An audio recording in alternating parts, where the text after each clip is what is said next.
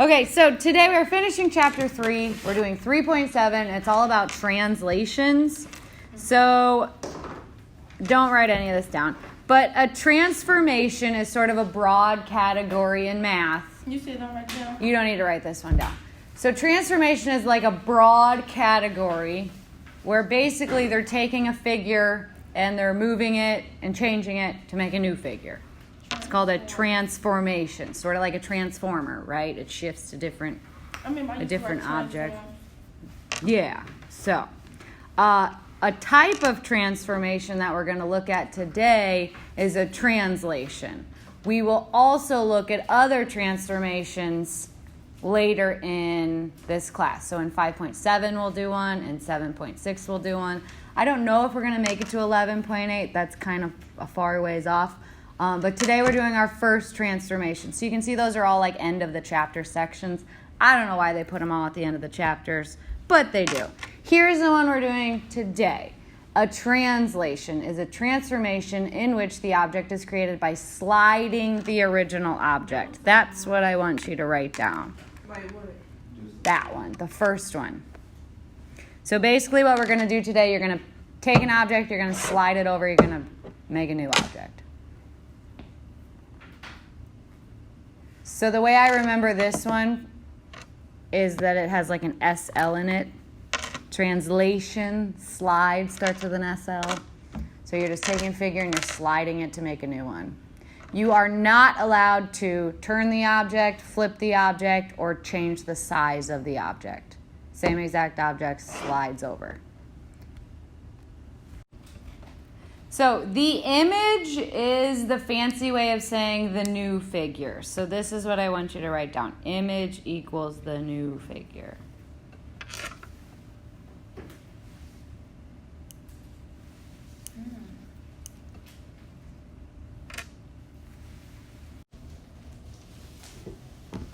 Here's some examples. Try to draw these.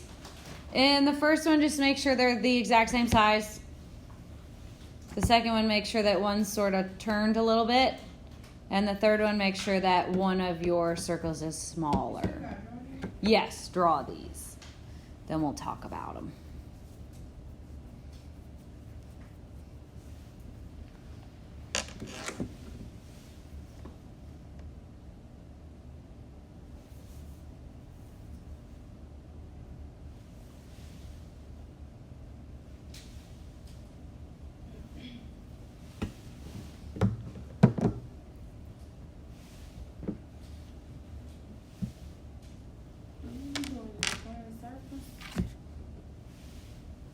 Lots of circles. All right, so remember, a translation, you just take one figure and you slide it over to make the next one. So only one of these has a figure that's sliding to make the other one. Which one is it? 1, 2, or 3? 1. So this one is a yes. Yes, that is a translation. Number 2 is a no. Why? Because they turn it. There's a rotation here. So they slid it over, but they also rotated it. That's why that one's a no. What about number 3?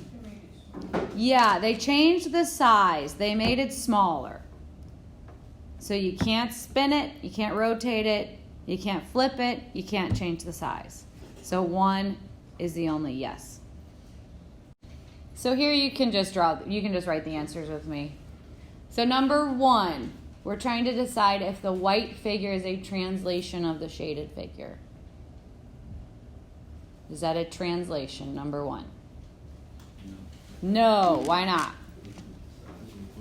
Because they flipped it. So this one is a no.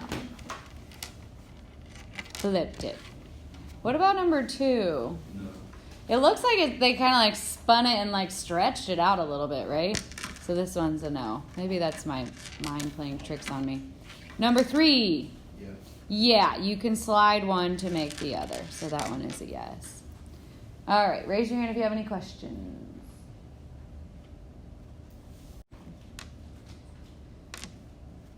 So when we're looking at a graph with a translation on it, they mark it in a special way so you can tell which one's the new one. So I want you to write this. A with a little symbol after it, it almost looks like an exponent of like a 1 or an apostrophe. It's actually a prime. So we would say A prime. A prime, that's the new one. Okay?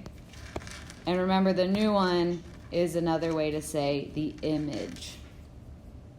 So whenever you see a point A, B, C, etc., and a point A prime, B prime, C prime, the points with the little prime symbol after it, that's the new one. So instead of writing all that, you can just write this down here. And it's pronounced out loud as A prime. It is not an exponent. It just means the new A.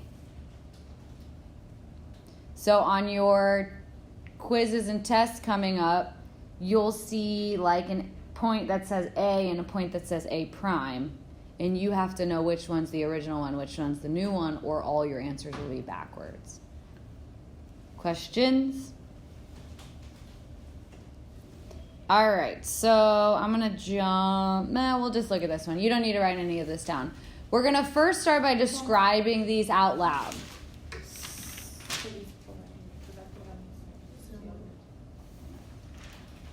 You good? Okay, so when we are describing these, we're just using words. So how would you travel from one point to the other? So the one without the little prime symbol, that's the original. So this is the original A. This right here is the new A. So we are asked, how would you describe going from here to here? And I always think of it as like a video game. Have you ever played one of those video games where you have to like walk in a straight line? Right? So you're describing it like that.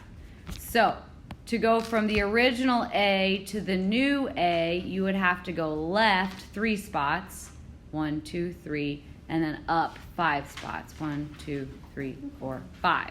Same thing for B to B prime. You go left 1, 2, 3. You go up 1, 2, 3, 4, 5. All right. Now I want to practice these. So we are going to describe the translation using words. The original one has no prime. The new one has a prime. So how would I go from here to right here in words? Just tell me. You go down 1, 2, 3, 4, and you go right 1, 2, 3. Good. I'm going to do the right one first, and you'll see why on the next slide.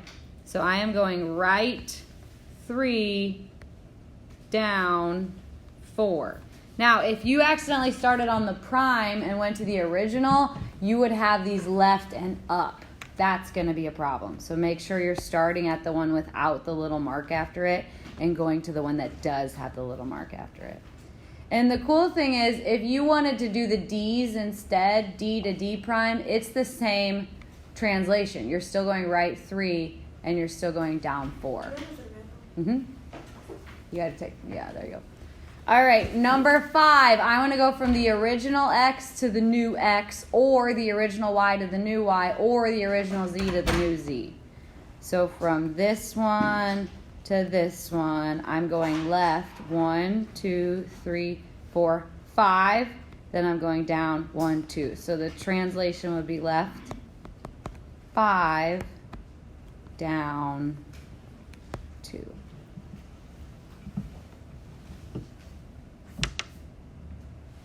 What are your questions?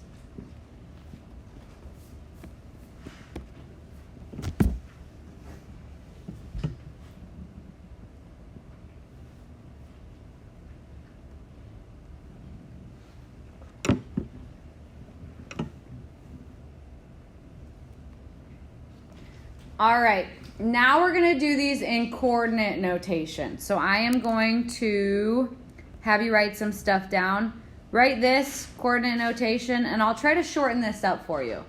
So when we're moving right, so you can just write right, and then write add to the x values. When we're moving left, so you can just write left, subtract from the x values. Then for up and down, if you're moving up, we're adding to the y's. And when we're moving down, we're subtracting from the y's. So write that down. Write add to the x. Left, subtract from the x. Up, add to the y. Down, subtract from the y. All right. So, write down the answer with me. We are going to start at an xy coordinate, okay? This is how you write it in coordinate notation. So I'm saying I'm starting at an xy, then I'm going to slide over, and then you describe what's going on. So from here to here, this is the original, this is the new one. I am going right 1, 2, 3, 4, 5, 6, 7 times. If I'm going right 7 times, what am I doing? What did you just write down? How do we describe going to the right? You add to the x value. So I'm going to write x plus 7. Then I go up how many? 2. So I am adding to the y. So this is coordinate notation. It's basically saying I have a figure. It's at some points. It has x values, it has y values, it has x values, it has y values, it has x values, it has y values. You can take any of those points. You can add 7 to the x. You can add 2 to the y, and you'd make this new figure. So this is coordinate notation. All right, same thing over here. I am going to start by saying, hey, everybody, I have some x's and I have some y's, and I'm going to slide them over. This one I'm going left. 1, 2, 3, 4. So that's a subtraction from which one? The x value. So x minus 4. Then I'm going down 4. So I'm subtracting from the y values. Good. What are your questions?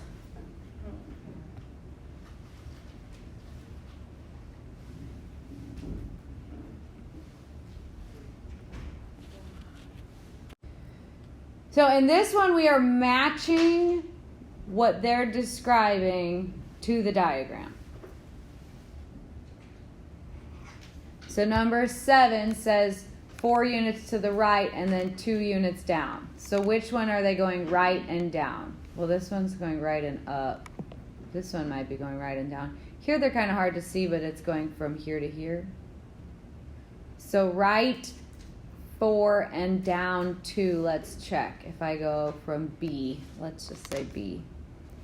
So I am going right 1, 2, 3, 4, down 1, 2. Is that right? Yeah. So the first one is B. The next one, 3 units to the right, then 2 units up. Let's see if A works for that one. So this one I'm going 1, 2, 3, 1, 2. So 3 right, 2 up. Yep, that one works. A. That is A. And then these are hard to see, but it's like a rectangle here, and then the new one is over here.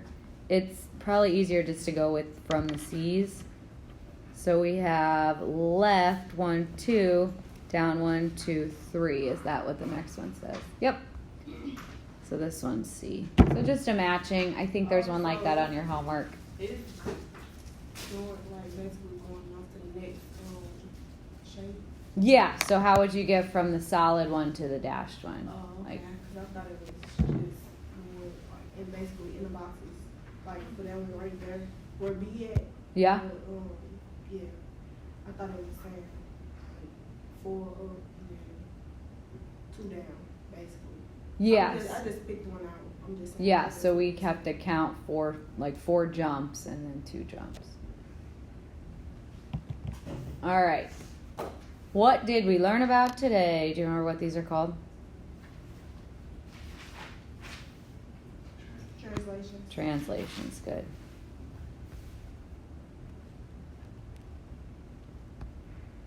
Awesome. All right, I will get you your homework. We are done with chapter 3. That feels good. We will test over this stuff a week from today, so a long time to get ready.